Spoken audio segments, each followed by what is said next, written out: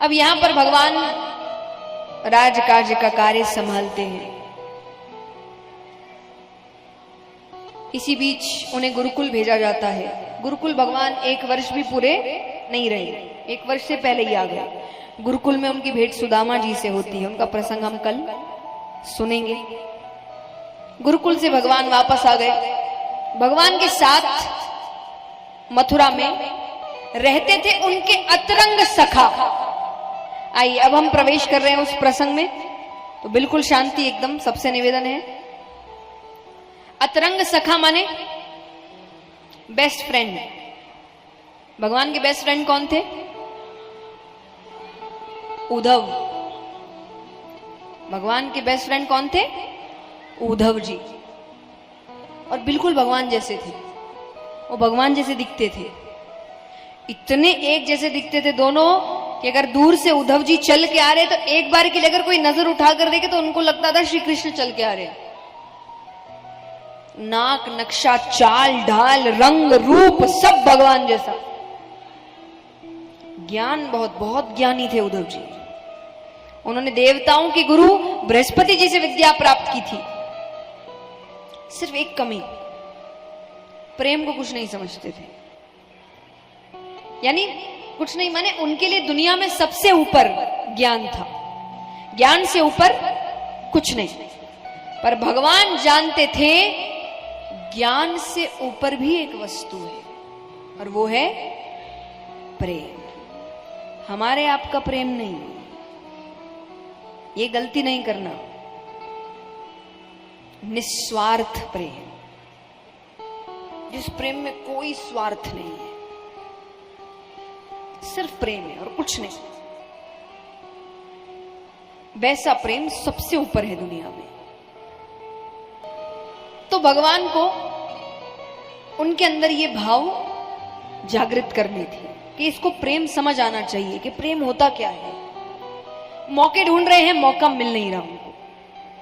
अब एक दिन भगवान राजकाज के कार्यों को खत्म करके थोड़ी जल्दी अपने कमरे में आ गए, क्योंकि भगवान के कमरे में एक बड़ी सी खिड़की थी।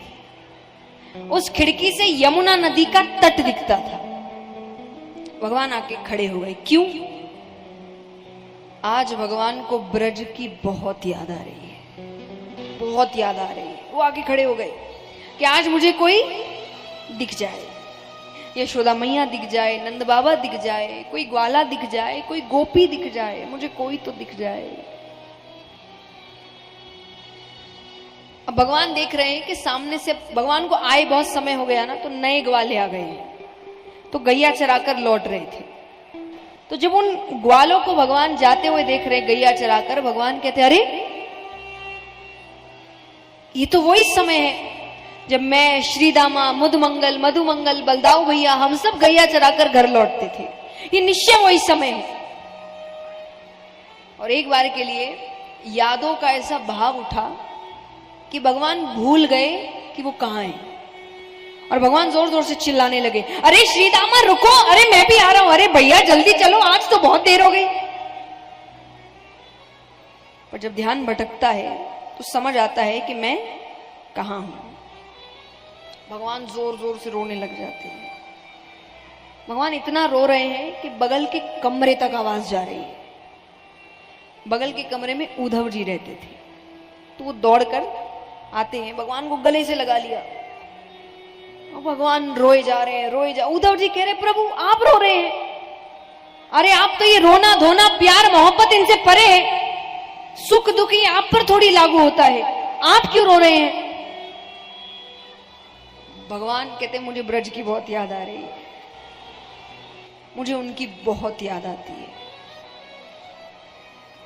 भगवान कहते हैं यशोदा मैया जैसी मैया युगों युगों तक नहीं मिलेगी।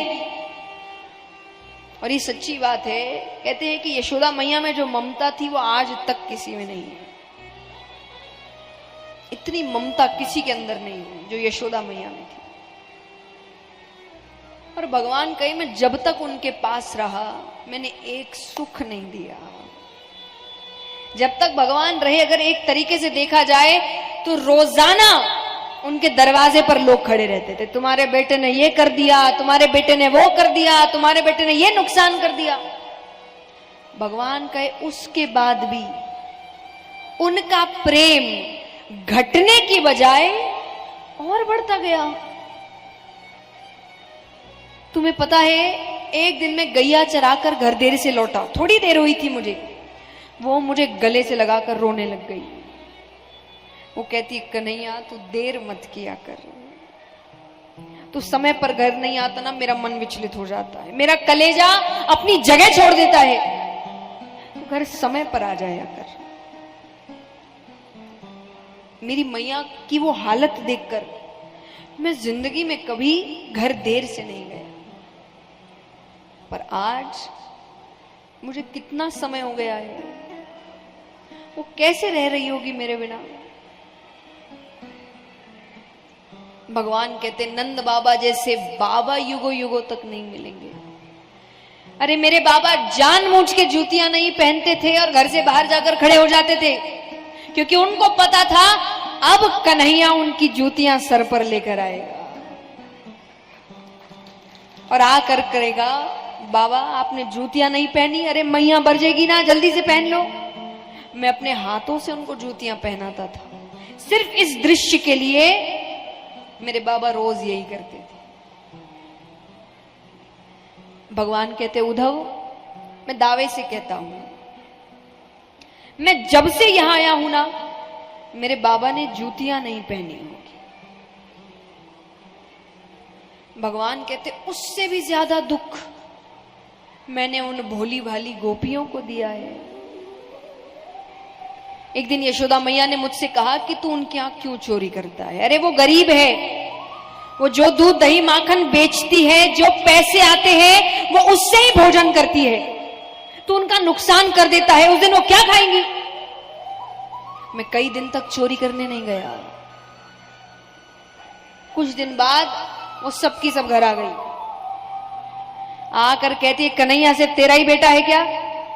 अरे चोरी करता है करने दो, नुकसान करता है करने दो, गरीब तो उस दिन हो जाएंगे जिस दिन कन्हैया छोड़कर चला जाएगा। कभी मत कहना हम गरीब है। भोजन तो उस दिन नहीं करते जिस दिन वो चोरी करने नहीं आता।